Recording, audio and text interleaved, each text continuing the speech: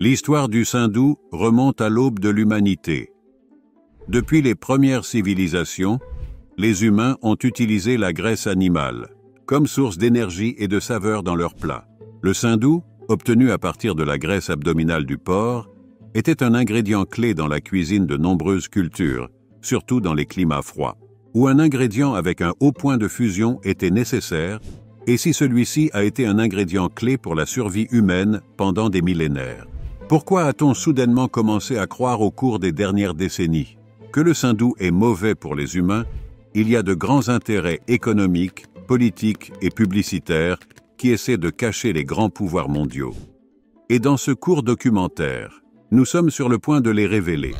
Les preuves archéologiques suggèrent que la domestication du porc et, par conséquent, la production de saindoux remontent à au moins 10 000 ans dans le Proche-Orient, en Mésopotamie antique. Le saindoux était un ingrédient essentiel en cuisine.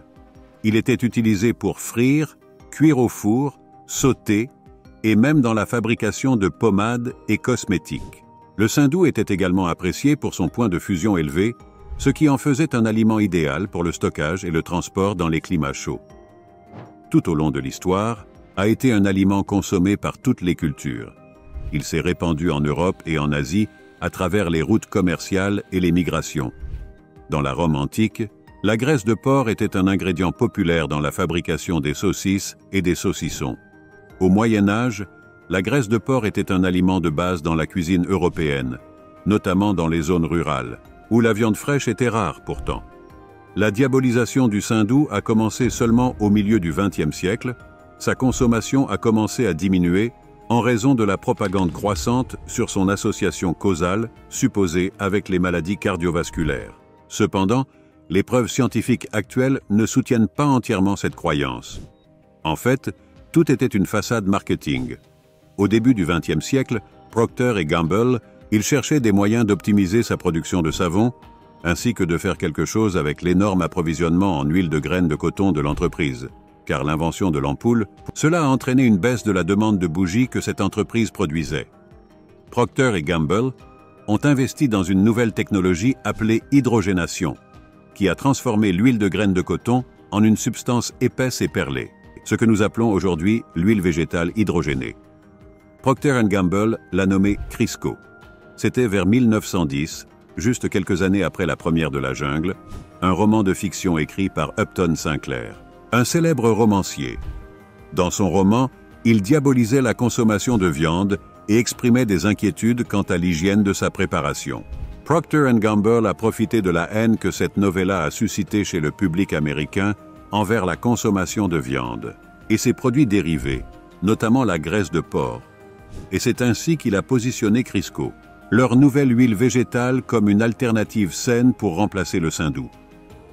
Leur campagne publicitaire a été un succès instantané, et le reste, comme on dit, est histoire. Malheureusement, plus de 100 ans après, nous découvrons tout juste que l'huile végétale est probablement le type d'huile le plus nocif et dangereux pour notre corps, en raison de sa teneur élevée en graisse trans.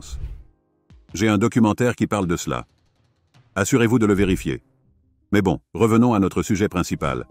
Est-ce que la graisse de porc est vraiment si mauvaise pour notre santé? Comment nous l'ont-ils fait croire pendant plus de 100 ans? La réponse est non. Il est vrai que le saindoux contient un pourcentage élevé de graisses saturées. Dans le passé, on pensait que les graisses saturées augmentaient le cholestérol LDL, mauvais dans le sang, ce qui augmentait le risque de maladies cardiaques. Cependant, des recherches récentes ont montré que le lien entre les graisses saturées et le cholestérol, LDL, est plus complexe qu'on le pensait. Je vais faire de mon mieux pour l'expliquer simplement. Les graisses saturées n'élèvent pas toujours le cholestérol LDL. Leur impact dépend du type de graisse saturée, la consommation et la composition générale de l'alimentation. Les graisses saturées à longue chaîne trouvées dans les viandes rouges et les produits laitiers peuvent augmenter le cholestérol LDL, tandis que celles à chaîne courte, trouvées dans le coco. Et l'huile de palme semble avoir un effet neutre ou même positif. Les graisses saturées du saindoux sont principalement à longue chaîne, c'est-à-dire le type de graisse saturée qui pourrait potentiellement augmenter le mauvais cholestérol dans notre sang. Cependant, le sein doux contient également une quantité significative de graisses monoinsaturées, 40%, et polyinsaturées, 10%, lesquelles sont considérées bénéfiques pour la santé cardiovasculaire. En résumé, 60% de la graisse de porc est composée de graisses qui ont été prouvées bonnes pour le cœur et 40% est composée de graisses qui pourraient hypothétiquement, si vous avez également une mauvaise alimentation, cela peut augmenter le mauvais cholestérol dans notre sang. En termes de quantité et de proportion, le sein doux contient plus de bonnes graisses que de mauvaises. Et en conclusion, elle n'est pas si mauvaise qu'on nous l'a décrite au cours des 100 dernières années.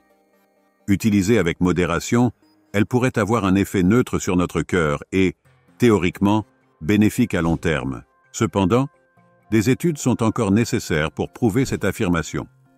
Ce qui est certain, c'est que c'est une meilleure option pour cuisiner que l'huile végétale, c'est-à-dire l'huile qui provient du coton, du tournesol ou du canola, car ce sont en fait ces huiles qui sont les plus nocives pour ta santé cardiovasculaire.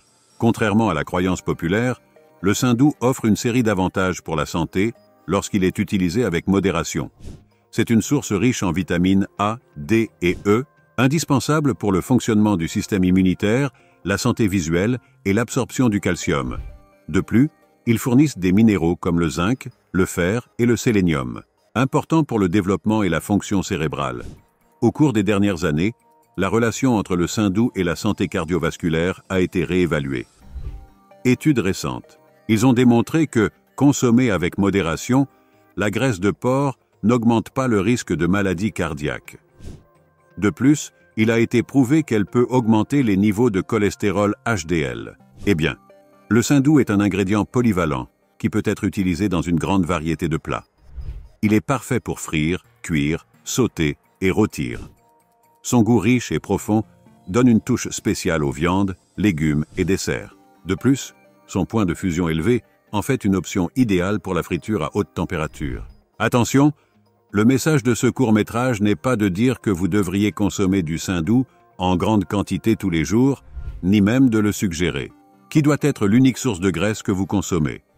Votre alimentation doit être riche en protéines maigres et en viande blanche comme celle du poulet et du poisson, ou en viande rouge non transformée, 0 saucisson, 0 saucisse et 0 charcuterie. En plus de devoir éliminer complètement les glucides de votre alimentation, c'est-à-dire les sucreries, le sucre et les gâteaux. Mais surtout, vous devez équilibrer le type de graisse que vous consommez. L'huile d'olive est une excellente source de graisse qui n'est pas végétale. Rappelez-vous que les olives sont des fruits, et cette huile a des propriétés bonnes pour la santé, tout comme l'huile d'avocat. Laisse-moi savoir sur quel sujet tu aimerais ma prochaine vidéo. Quand j'atteins 1000 commentaires, je me mets au travail. Si tu veux apprendre à créer du contenu comme celui que tu viens de voir dans cette vidéo et vivre de YouTube, je te propose un cours gratuit dans la section de description et dans le premier commentaire de cette vidéo. N'oublie pas que ton soutien est très important pour notre croissance en tant que chaîne. Vous pouvez acheter votre adhésion à Tuvi pour très peu d'argent et accéder à tous les avantages que nous offrons à nos membres. Je vous remercie sincèrement. Vous trouverez ci-dessous 2 vidéos qui vous intéresseront. Je vous envoie un câlin, à bientôt.